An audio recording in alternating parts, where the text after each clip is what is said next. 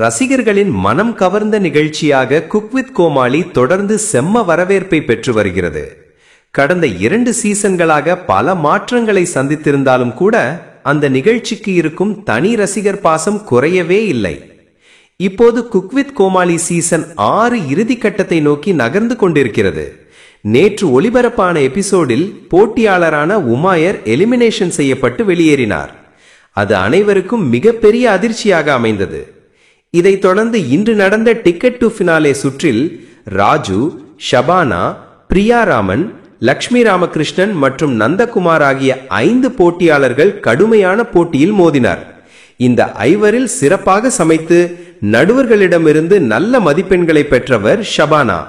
அதனால் அவர் ticket to finale சுற்றை வென்று குக் வித் கோமாளி சீசன் 6 முதல் ஃபைனலிஸ்ட் ஆனார்.